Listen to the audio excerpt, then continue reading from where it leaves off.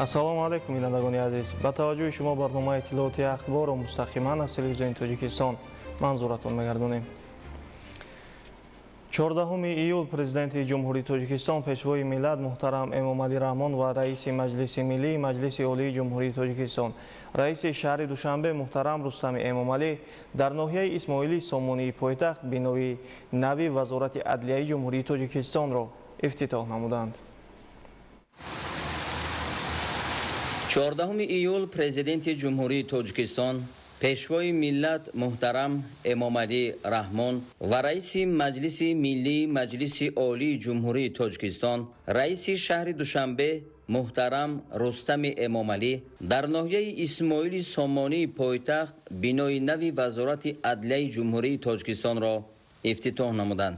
иншоот аз ду қисм иборат буда дар бинои якум ҳуҷраҳои кории роҳбарият, воҳидҳои сохторӣ, маркази қабули шаҳрвандон, толорҳои маҷлисӣ, машваратӣ, китобхона, ҳуҷраҳои хизматӣ, компютерӣ, видеоконференсия ва мисли инҳо ҷойгир карда шудааст. дар маҷмӯъ дар бинои нав инфрасохтори зарурӣ барои фаъолияти самараноки кормандони мақомоти адлия муҳайё гардидааст. аз ҷумла толори калони маҷлисӣ бо 500 ҷойи нишаст, толори хурди маҷлисӣ барои 140 нафар ва 7 толори машваратӣ ҳар кадом бо 40 ҷой омода аст. 5 мизоҷ А3 лутфан гузаред бар афзанаи 4.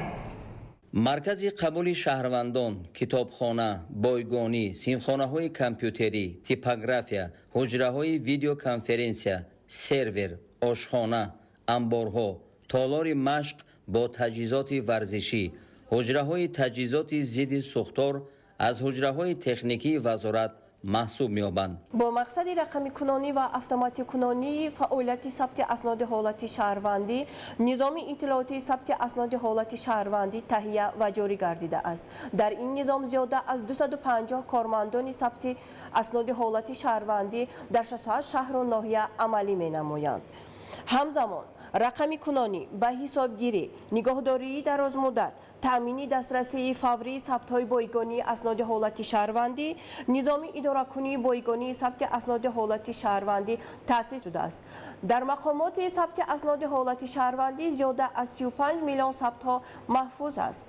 айни замон зиёда аз 1 миллион 700 ҳазор сабтҳо рақамӣ карда шуда ба ин низом ворид карда шудааст. рақамикунонии сабтҳои бойгонӣ зина ба зина идома дорад. иншоот дар асоси дастуру супоришҳои роҳбари давлат муҳтарам Эмомалӣ Раҳмон ба хотири фароҳам овардани шароити мусоиди корӣ ва беҳдошти сатҳу сифати хизматрасониҳои давлатӣ бунёд шуда, бо таҷҳизоти муосири техникӣ ва технологияҳои рақамӣ таъмин мебошад.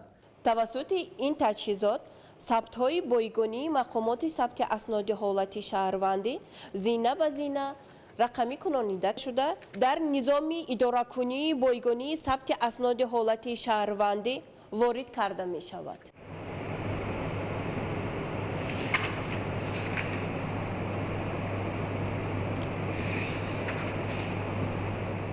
айни замон дар мақомоти адлия 9 низоми иттилоотӣ ба истифода дода шуда дар соҳаи сабти асноди ҳолати шаҳрвандӣ ва нотариат равандҳои кориро автоматикунӣ намуда, инчунин дигар равандҳои корӣ тавассути онҳо татбиқ мегарданд. дар ҳамкорӣ бо агентии инноватсия ва технологияи рақамии назди президенти ҷумҳурии Тоҷикистон, корхонаи воҳиди давлатии қонуният, хизматрасонаи давлатиро дар портали ягонаи хизматрасонаи давлатӣ ҷойгир намуда, марҳила бар марҳила барои шаҳрвандон онҳоро дастрас менамояд. чунин тарзи идоракунӣ имконият медиҳад ки фаъолияти низомҳои иттилоотӣ бефосила таъмин гардида хизматрасониҳои давлатӣ ба шаҳрвандон бо сифат ва саривақт пешниҳод карда шаванд.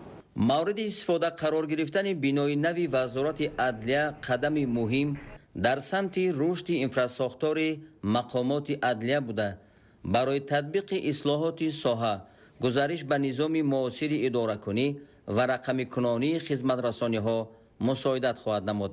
шӯъбаи апосугузорӣ ба ҳуҷҷатҳои расмии мақомоти прокуратура, мақомоти суд, сабти асноди ҳолати шаҳрвандӣ, идораи нотариявӣ ки барои ба расмият даровардани ҳуҷҷатҳои шахси ваколатдор مساعدت میکنه. бино бо истифода аз масолиҳи босифат ва таҷҳизоти муосир сохта шуда ба талаботи замон ҷавобгӯ мебошад. ифтитоҳи иншооти мазкур баёнгари таваҷҷӯҳи пайвастаи ҳукумати ҷумҳурии Тоҷикистон ба рушди мақомоти давлатӣ ва фароҳам овардани шароити арзандаи фаъолияти онҳо мебошад.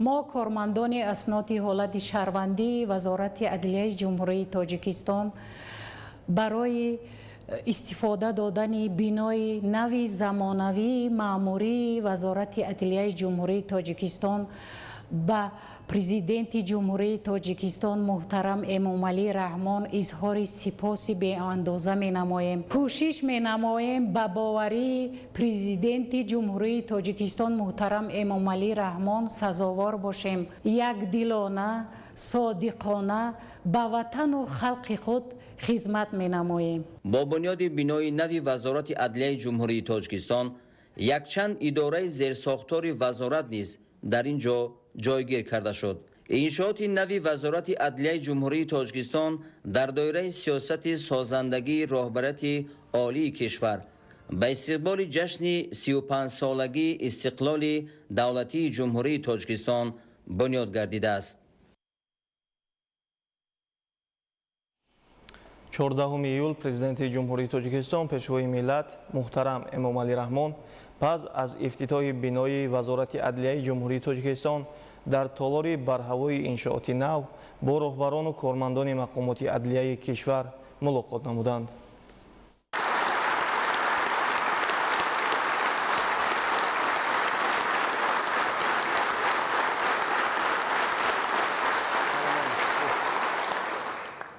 محترم کارمندان مقامات عدلیه، در عرفه جشن مقدسی 35 سالگی استقلال دولتی تاجیکستان افتتاح گردیدن بنای نوی وزارت عدلیه را که نتیجه توجه خاصه دولت به رشد نظام حقوقی و فراهم آوردن شرایط مناسب برای فعالیت خدمتچیان دولتی می باشد.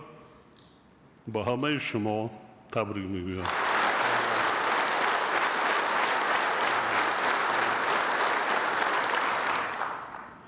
در دوره صاحب استقلال تشکل دولتی صاحب اختیار و دموکراتی حقوق بنیاد و دنیوی هدف اساسی جامعه ما اعلان گردیده زمینه‌های استوار رشد نظام حقوقی و ولایت قانون گذاشته شد.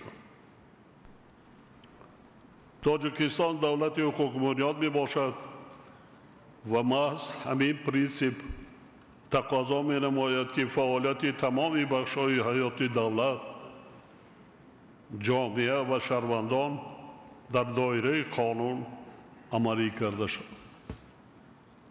چنین نظام دولتداری مقامات عدلیه را وظیفه‌دار می‌سازد که برای تأمین بامرام سیاست دولتی در سمت حقوق ایجاد کنی، رسانیدن یاری حقوقی، برانبر داشتن معرفت حقوقی شهروندان، اجرای جزای جنایتی، اکسپرتیز سودی، ثبت اسناد حالت شهروندی و دیگر مسائل حقوقی همه تدبیرهای ضروری را راه اندازی نماید. مقامات عدلیه تاجیکستان در برابر دیگر مقامات دولتی از جمله مقامات حفظ حقوق در صف پیش حفظ حقوق و آزادی‌های اساسی انسان و شهروند، حمایه قانونیت و عدالت قرار دارد. در شرایط معاصر که جامعه پیوسته رشد می‌کند و مناسبت‌های جمعیتی شکل‌های نو پیدا می‌نمایند، نقش مقامات عدلیه باز هم بیشتر می‌گردد. زیرا به موجودیت نظام مکمل حقوقی و نظارت ثمرناک قانونگذاری، پیشرفت اقتصادی، ثبات سیاسی و رشد اجتماعی دولت تامین شده نمیتواند. امروز یگان ساحه حیات جامعه، خواه اقتصاد، خواه صاحبکاری، خواه فعالیت اجتماعی و فرهنگی و خواه نظام اداره کنی دولتی، به فعالیت منظم و هم آهنگساز مقامات عدلیه ثمرناک فعالیت کرده نمیتواند. از این نقطه نظر بنای نوی وزارت عدلیه که امروز افتتاح گردید تنها یک انشاءات معمولی نیست، بلکه افاده احترام به قانون، عدالت و پایداری استقلال ملی می باشد.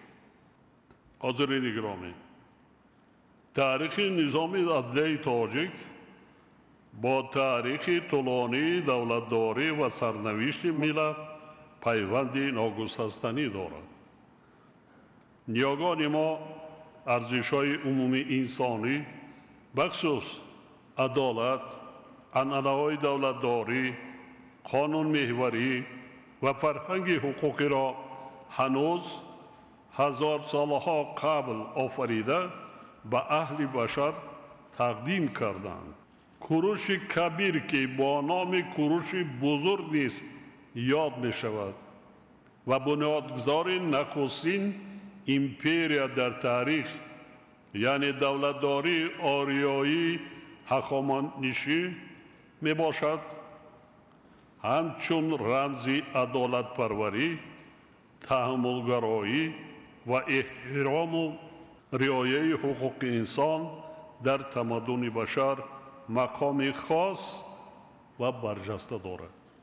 از جانب سازمان با نفوذ یونسکو قبول گردیدن قطعنامه تحت عنوان استوانه کوروش کبیر، اعلامیه ابتدایی حقوق بشر و گوناگون رنگی فرهنگی که با تشبث تاجیکستان صورت گرفت، گواه این گفته ها و باعث افتخار هر یک ما می باشد. باید گفت که در زمان صاحب استقلالی با مقصد تحکیم دولتداری ملی و تامین نمودن رشد نظام حقوقی کشور، اصلاحات فراگیر حقوقی عملی کرده شد و این روند ادامه دارد. در این دوره نظام قانونگذاری ملی مکمل گردید و زمینه‌های حقوقی پیشرفت استوار جامعه، پایه‌های استقلال دولتی و حفظ حقوق و آزادی‌های انسان تحکیم بخشیده شدند. قابل ذکر است که از جانب حکومت مملکت دایر به فراهم آوردن شرایط کاری کارمندان مقامات عدلیه در سالهای صاحب استقلالی در 33 شهر و ناحیه کشور بناهای خوشتر و زمانوی مرکزهای عدلیه بنیاد کرده شدند. در 5 شهر و ناحیه دیگر بناهای معمولی پر تعمیر و از نوسازی و با شرایط و امکانیت‌های زمانوی تامین گردیدند. در این دوره جهت تامین نمودن دسترسی اهالی به خدمت‌رسانی حقوقی، مؤسسه دولتی مرکز یاری حقوقی تأسیس داده شد. فعالیت مؤسسه مذکور به رسانیدن یاری حقوقی رایگان به گروه‌های آسیب پذیر جامعه از جمله زنان، کودکان، شخصان معیوب، مهاجران و عائله‌های کم‌بضاعت روانه گردیده است. در این روند جاری نمودن کنسپسیون حکومت الکترونی، تشکیل مخزن‌های متمرکز اطلاعاتی و حقوقی، رقمی کنانی خدمت‌رسانی‌های دولتی، تکمیل فعالیت نوتریات و مقامات ثبت اسناد حالت شهروندی از جمله تدبیرهای می باشند که با بلند برداشتن شفافیت دسترسی شهروندان، خدمت‌رسانی‌های دولتی و تحکیم عدالت اجتماعی مساعدت می‌نمایند. در نتیجه اصلاحات پیگیرانه و تدبیرهای در نظام عدلیه عملی گردیده نشان دهنده های فعالیت ساحه و حجم خدمت‌رسانی های دولتی پیوسته افزایش یافت. مثلا سال 2015 از حساب باج دولتی مبلغ خدمت‌رسانی های دولتی و دیگر پرداخت‌ها به بودجه دولتی 45 میلیون سامانی وارد گردیده بود. این نشان دهنده در سال 2025 به 311 میلیون رسیده، بیش از 7 برابر افزایش یافته است. مقامات عدلیه در سمت بلند برداشتن معرفت حقوقی اهالی و رشد فرهنگ حقوقی جامعه نیز نقش مؤثر دارد. چاره‌بینی‌هایی که مقامات در این سمت برگزار می‌کنند در تحکیم ولایت قانون، پیشگیری کردن جنایتکاری و بلند برداشتن معرفت حقوقی اعضای جامعه سهم ارزشمندی گذارند. زیرا جامعه پیشرفته پیش از همه به شهروندانی که صاحب معرفت بوده قانون را احترام و رعایت می‌کنند تکیه می‌نماید. ما باید همیشه در خاطر داشته باشیم که ولایت قانون اساس استواری دولت، کفیل عدالت اجتماعی و شرط مهم زندگی آسایشته مردم میباشد. محض رعایت قانون میتواند ثبات جامعه، حفظ منفعت‌های ملی، رشد اقتصادی و تحکیم دولتداری ملی را تأمین نماید. به رعایت قانون، به احترام به ارزش‌های حقوقی و به مسئولیت شهروندی هیچ یک اصلاحات سیاسی و اقتصادی و اجتماعی نمیتواند ثمره واقعی دهد. از این رو احترام به قانون، رعایت ترتیبات حقوقی و سهمگذاری در تحکیم ولایت قانون وظیفه هر یک شهروندی مملکت میباشد. محض به همین خاطر و به مناسبت 30 سالگی کنستیتوسیون تاجیکستان صاحب اسلام ما سال 2024 را سال معرفت حقوقی اعلان نمودیم. شهروندان کشور این اقدام را خیلی خوش پذیرفتند و آن به خیلی بهتر گردیدن فرهنگ حقوقی اهالی مساعدت نمود. ولی تاکید می‌سازم که کارها وابسته به بلند برداشتن فرهنگ حقوقی جامعه نباید تنها در دایره 1 سال محدود گردد. این روند همچون سمت مهمی فعالیت جامعه و دولت باید دائمی پیش برده شود. بنابراین وزارت عدلیه وظیفه‌دار است که کار را جهت بلند برداشتن تفکر حقوقی جامعه تقویت بخشیده آن را یکی از سمت‌های مهم فعالیت خود شمارد.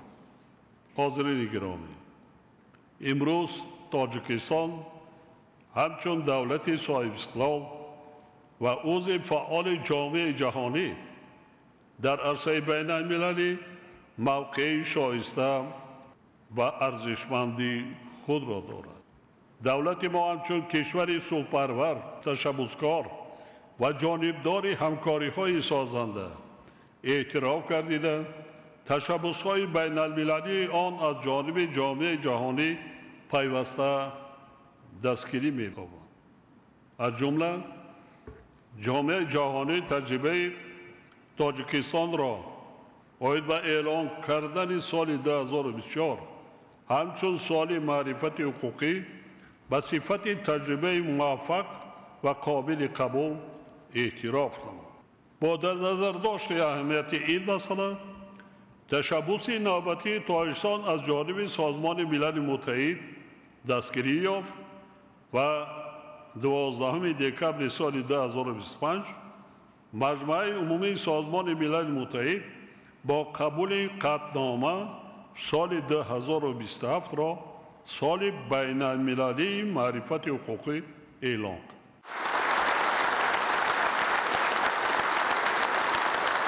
این تشبث مهم نشانه اعتراف نقش کشور ما در تحکیم ولایت قانون، بلندبرداشتن معرفت حقوقی، رشد فرهنگ حقوقی و پیشبرد ارزش‌های دموکراسی در سطح بین المللی میباشد.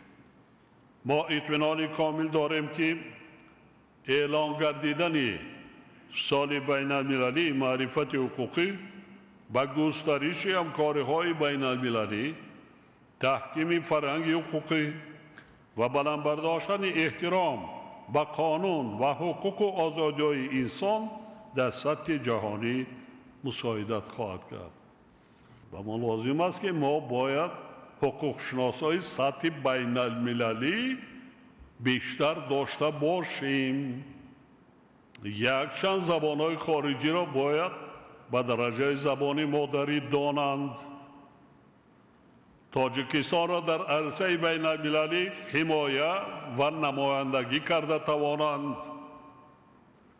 از این رو وزارت عدلیه همچون مقام وکالتدار باید پیشبرنده و هماهنگساز این اقدام باشد و نقش کلیدی خود را در عملی سازی سال بین المللی معرفت حقوقی اجرا نماید. ضرور است که جهت آماده نمودن چاره‌بینی‌های مهم سطح بین المللی و دولتی، کنفرانس و نشست‌ها و دیگر چاره‌بینی‌ها از حالا کارهای عملی آغاز کرده شوند.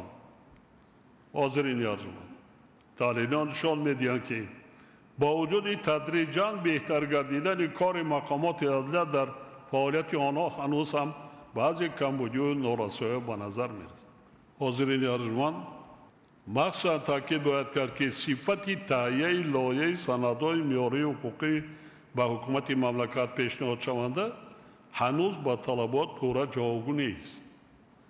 کارمندان وزارت به مسئله سنجش حقوقی لایحه سندهای معیاری حقوقی از لحاظ طلبات قانونگذاری دقت اولین درجه ظاهر نمی‌کنند. در نتیجه قسمی از لایحه‌ها در دستگاه اجرایی پرزیدنت تکمیل داده می‌شوند. از این لحاظ رهبریت وزارت را ضرور است که برای بلندبرداشتن سطح کسبیت کارمندان و جاری نمودن تجربه مکمل تهیه لایحه سندهای معیاری حقوقی تدبیرهای ضروری را راه‌اندازی نماید. همچنین تأکید می‌نمایم که در شرایط گسترش مناسبت‌های بین المللی، افزایش عهده‌داری‌های شرطنامه‌ای و ضرورت حمایت منفعت‌های ملی، نارسایی کادرهای بلند اختصاص در ساحه حقوق بین المللی همانا باعث نگرانی می‌باشد. کار در سمت بقیه‌گیری و نظارت فعالیت اتحادیه‌های جمعیتی نیز بهبودی را تقاضا می‌نماید. ضرور است که مسئله مطابق بودن فعالیت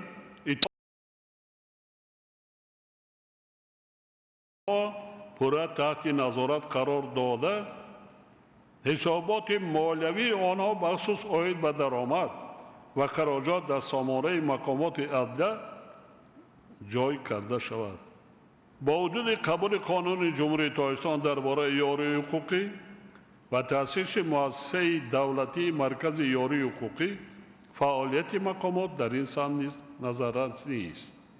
از این رو ضرور است که فعالیت عاید به رساندن اطلاعات حقوقی به اهالی از جمله با راه گذرانیدن جلسه‌های سیار، اندیشیدن دیگر تدبیرها جهت بلندبرداشتن سطح دانش‌های حقوقی اهالی و مساعدت برای حل بحث‌های حقوقی آنها جانا کرده شد. تحلیلات نشان می‌دهند که کارهای فرماندهی عاید به قانون‌های نو قبول کرده شده اکثر وقت با اصول‌های کهنه یعنی مجلس‌های رسمی گذرانیده می‌شود. استفاده شبکه‌های اجتماعی و واسطه‌های معاصر اطلاعاتی برای تربیت و جلب جوانان در رویه احترام و رعایت قانون یعنی تربیت حقوقی آنها حالا هم ناکفایه میباشد. فعالیت مقامات عدلیه در سمت خدمت‌رسانی‌های دولتی نیز بهبودی را طلب می‌کند.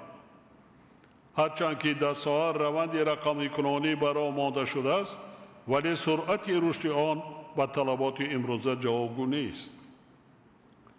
موافق معلومات در فهرست خدمت‌رسانی‌های دولتی 72 نمود خدمت‌رسانی‌های دولتی با وزارت عدلیه مسئول میباشد. اما حالا تنها 9 نمود آنها توسط پورتال یگانه خدمت‌رسانی‌های دولتی با اهالی دسترس میباشد که این برای مقام مسئول ساحه خدمت‌رسانی‌های مهم حقوقی قانع کننده نیست. نگاه داشتن خدمت‌رسانی‌ها در شکل کاغذی، نوبت‌های صنعی، مراجعت تکراری شهروندان، طلب نمودن حجت‌های زیادتی باعث به وجود آمدن نارضایت مردم و حالت‌های کارآسانی می‌گردد. حالت‌های سری وقت بررسی نکردن مراجعت کارافتادگان و مناسبت دغلانه کارمندان ثبت اسناد حالت شهروندی نتایج دولتی و به طور صنعی به کشاکاری راه دادن حالا هم جای دارد.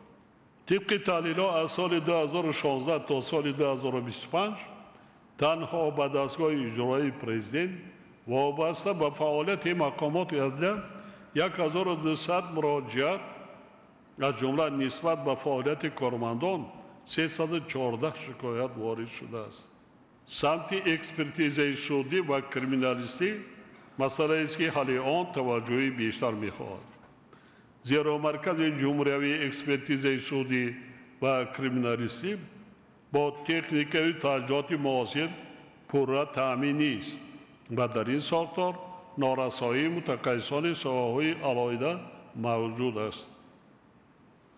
چنین حالت باعث ناپورا تهیه شدن خلاصه‌های متخصصان، کشال یافتن تفتیشات پیشکی و قبول شدن قرارهای بحث‌آمیز می‌گردد. همچنین تاکید می‌سازم که حالت‌های به حقوق ویرانکنی مخصوص با کردارهای دارای خصوصیت کورپسیونی دست دادن بعضی کارمندان مقامات عدلیه حالا هم جای دارد. طبق معلومات اگنتی نظارت دولتی مالیوی و مبارزه با کورپسیون در 10 سال اخیر یعنی از سال 2016 تا به امروز 129 نفر کارمندان مقامات عدلیه دست به جنایت‌های کورپسیونی زدند. این شماره کم نیست. از جانب مقامات پروکراتور در این دوره نسبت به کارمندان مسئول وزارت عدلیه و ساختارهای تابع آن 121 پرونده جنایتی آغاز کرده شد. از این شماره 15 پرونده جنایتی نسبت به کارمندان اداره نotariali شهر نویار، 30 پرونده نسبت به رهبران و کارمندان بخش ثبت اسناد حالت شهروندی و 76 پرونده نسبت به مسئولین مؤسسه‌های نظام اجرای جزای جنایتی آغاز گردیده است. سرایست اجرای جزای جنایتی یکی از ساختارهای مهم وزارت عدلیه میباشد. تحلیلات نشان می‌دهند که در این سمت حالت‌های ویران کردن طلبات قانونگذاری، صادر نمودن جنایت و دیگر قانون ویرانکنی‌ها از جانب کارمندان سرریاست همچنین به طور دخلدار اجرا نکردن وظیفه‌های خدمتی که باعث ویران گردیدن حقوق و آزادی‌های گمانبر شدگان، عیبدار شوندگان، سود شوندگان و محکوم شدگان گردیدن حالا هم جای دارند. پاک وجدان باشید. اذیت کشیده خواندیم که در اصل حقوق شناسی سطح جهانی شوید، بین المللی شوید، صاحب عزت احترام شوید، آبرو شوید، در جامعه جای خودتان یابید. در هیچ حالت دست به کورپسیون نزنید. در هیچ حالت نسبت به وطن و ملت خود خیانت نکنید. بعدا صاحب عزت احترام شوید. سرایست اجرای جزای جنایتی وصادار کرده می‌شود که نظام نظارت داخلی، کارهای اپراتیوی، انتخاب کادرها، آموزش وضع روانی کارمندان و محکوم شدگان، پیشگیری کردن وارد شوی اشیاء منع شده به داخل مؤسسه‌های اصلاحی و رعایت ولایت قانون را پورا بازبینی و تجدید نماید. باید گفت که به مناسبت 35 سالگی استقلال دولتی و عملی سازی سیاست انسان دوستانه قانون جمهوری تاجیکستان درباره عفو قبول گردید که این عمل امکان می‌دهد تا شخصانی دست به جنایت زده اصلاح شده به نزد عائله و پیوندان خود برگردند. بنابراین رهبریت سرریاست اجرای جزای جنایتی وظیفه‌دار است که تطبیق درست و بی‌غرضانه قانون مذکور را تأمین کرده ضمن تطبیق قانون و عامل‌های کروسانی راه ندهند. کمیسیون دولتی تأسیس دادیم نظارت کنین. ما در تاریخ اینقدر شماره عفو نکرده بودیم. بی‌واسطه 11,000 آزاد شدند. نسبت آنهایی که آزاد نشدند قانون عفو تطبیق شده است، مهلت‌ها کم شدند. آنهایی که جواب شدند رفتن تربیت کرده مونده کارو. مواد کوشش کنه که آنها با جای کار تامین شوند. جای کار داشته باشه، قسمی زیادش راه درست میرود در پهلوی اهل عائله‌شان یا پدر و مادرشان کار و زندگی فعالیت میکنند. حاضرین گرامی، امروز در نزد مقامات عدلیه وظیفه‌های مهم و مسئولیتی باز هم بیشتر قرار دارند. با استفاده از امکانات‌های موجوده باید نظام حقوقی دولت باز هم تکمیل داده برای تشکل دولت پیشرفته حقوق بنیاد و معاصر تمام شرایط ضروری فراهم آورده شد. در زمان صاحب استقلالی از جانب مقام عالی قانونگذاری کشور 2265 قانون‌های کیسانی، کودکس‌ها و قانون‌ها که مناسبت‌های مهم جمعیتی را به تنظیم می‌دارند قبول کرده شد. از جمله نقش قانون‌های جمهوری تاجیکستان درباره مسئولیت برای تعلیم و تربیت کودک، درباره تنظیم جشن و مراسم در جمهوری تاجیکستان و درباره مقام آموزگار بسیار مهم میباشد. در ادامه این روند باید قانون‌های تهیه و قبول کرده شوند که با تنظیم مناسبت‌های نوی جامعه نگرانیده شدند و وزارت عدلیه وظیفه‌دار است که در این سمت فعالانه سهم گذارد. رشد تکنولوژی‌های معاصر، رقم کنونی خدمت‌رسانی‌های دولتی مخصوصاً در فعالیت نوتریالی، ثبت اسناد حالت شهروندی و بلند برداشتن صفت خدمت‌رسانی‌های حقوقی از جمله سمت‌های مهم فعالیت مقامات عدلیه به حساب می‌روند. در این روند ضرور است که با مسائل بلند برداشتن سطح کسبیت کارمندان، آموختن حقوق بین المللی و دانستن دو زبان خارجی اعتباری اولین درجه داده شود. فاکولته‌های حقوق شناسی تمام دانشگاه و دانشکده‌های عالی مملکت حتما آموزش زبان‌های روسی انگلیسی را برای آماده کن. برای ما کادر در کن. ما میگیریم از ساختار و مقامات ها گلچین کرده میگیریم. اونایی که سطح کسبیت دارن، اونایی که 3-4 زبان خارجی را میدونن. بنای نوی وزارت عدلیه که امروز مورد استفاده قرار داده شد، باز یک اقدام مهم در سمت بهتر نمودن شرایط فعالیت کارمندان ساحه میباشد. فراهم آوردن شرایط معاصر کاری، مسائل معاصر بایگانی و تکنولوژی‌های نو برای خدمتچیان دولتی و بلند گردیدن صفت خدمت‌رسانی‌ها و اجرای ثمرناک وظیفه‌ها مساعدت می‌نماید. از این رو به کارمندان مقامات عدلیه ضرور است که با مسئولیت باز هم بلند و صادقانه و صافدلانه به خلق تاجیکستان خدمت نمایند. پاک وجدانی، مسئولیت شناسی، آداب و اخلاق حمیده، معامله خوب با شهروندان و همکسبان و احترام به قانون باید راهنمای کاری هر یک کارمند ساحه باشد. هر یک شما باید برای تحکیم پایه‌های دولتداری، حفظ استقلال، ولایت قانون و رشد جامعه عدالت پرور همیشه سعی و تلاش نمایید. در آخر به همه شما کارمندان مقامات عدلیه برای کار و موفقیت می‌خواهم.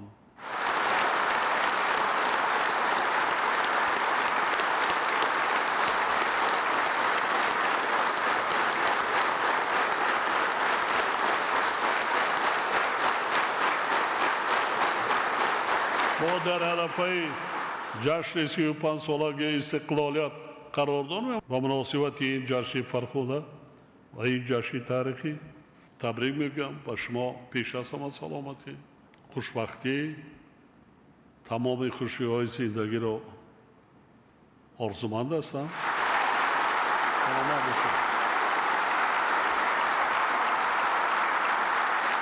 پس از انجام سخنرانی میان سرور دولت محترم امامعلی رحمان و وزیر عدلیه مظفر اشوریان و رهبران دیگر وزارات و اداره‌های دخلدار نشست پرسش و پاسخ دایر گردید. پیشوای ملت محترم امامعلی رحمان به آنها دستور و توصیه‌های مشخص دادند. با اشتراک اساسگذار صلح و وحدت ملی پیشوای ملت پرزیدنت جمهوری تاجیکستان محترم امامعلی رحمان یک تحفه خیلی ارزشمند برای کارمندان مقامات عدلیه جمهوری تاجیکستان روی کار آمد. یعنی بینای خیلی زمانوی مجهز با تجهیزات‌های معاصر برای کارمندان مقامات عدلیه جمهوری تاجیکستان امروز اهدا گردید. برای کارمندان وزارت عدلیه جمهوری تاجیکستان یک مسئولیت خیلی جدی و باریز لازم است که در پاسخ به این غمخوری‌های پیشوای معظم ملت مسئولیت را چند مراتب زیاد کرده، آن چیزی که به مسئولیت مقامات عدلیه وابسته است زیادتر کرده. در این سمت موفق و سرفراز باشیم. باعث افتخار است که در 35 سال استقلال دولتی ملاقات پرزیدنت جمهوری تاجیکستان محترم امامعلی رحمان با کارمندان مقامات عدلیه گذرانده شد و در این روز تاریخی بینای نوی وزارت عدلیه جمهوری تاجیکستان از جانب جناب عالی محترم امامعلی رحمان با کارمندان مقامات عدلیه تحفه گردید. ما جوانان کوشش می نماییم که سزاوار غمخواری های جناب عالی گردیم. در صحبت امروزه معین گردید که جناب عالی مثل همیشگی توجه به اندازه نسبت زنان و بانوان دارند. کوشش می نماییم که در این مسیر موفقانه فعالیت نماییم و برای ملت و سرزمین خویش صادقانه خدمت نماییم. منتداری خود را به پیشوای ملت محترم امامعلی رحمان می رسانیم که امروز به ما کارمندان مقامات عدلیه یک بینای با نفوذ زمانوی را با تمام تجهیزات‌های معاصر زمانوی جهت پیشبرد فعالیت کاری شرایط فراهم آورده امروز به مناسبت 35 سالگی استقلال دولتی جمهوری تاجیکستان ساخته به استفاده دادند. ما نیز کارمندان مقامات عدلیه از این غمخوری‌های و سیاسی خردمندانه پیشوای ملت الهام تازه گرفته فعالیت خود را در اجرای وظیفه‌های خدمتی طبق کنستیتوسیون جمهوری تاجیکستان و دیگر سنت‌های میراثی جمهوری تاجیکستان پیش می‌بریم. شده شدن یک بینای نوی زمانوی به کارمندان مقامات عدلیه این آگاهی از صلح و صلاح از آبادانی کشور درک می‌دهد. وابسته به این غمخوری‌های جناب عالی ما زنان و بانوان وزارت عدلیه جمهوری تاجیکستان در نوبت خود کوشش می‌کنیم که در تربیت نسل نورست آبادانی و بنیادکاری و سازندگی‌ها و پابرجاماندن عائله‌های جوان سهم باسزای خود را گذاریم. باعث افتخار است که در عرفه جشن 35 سالگی استقلالیت جمهوری تاجیکستان وزارت عدلیه صاحب بینای نو بلندجوشانه و زمانوی گشت. رهبر دولت و زنان و دختران توجه مخصوص ظاهر می‌کند. بینندگان عزیز، در همینجا برنامه اطلاعاتی اخبار به پایان میرسد. خیر.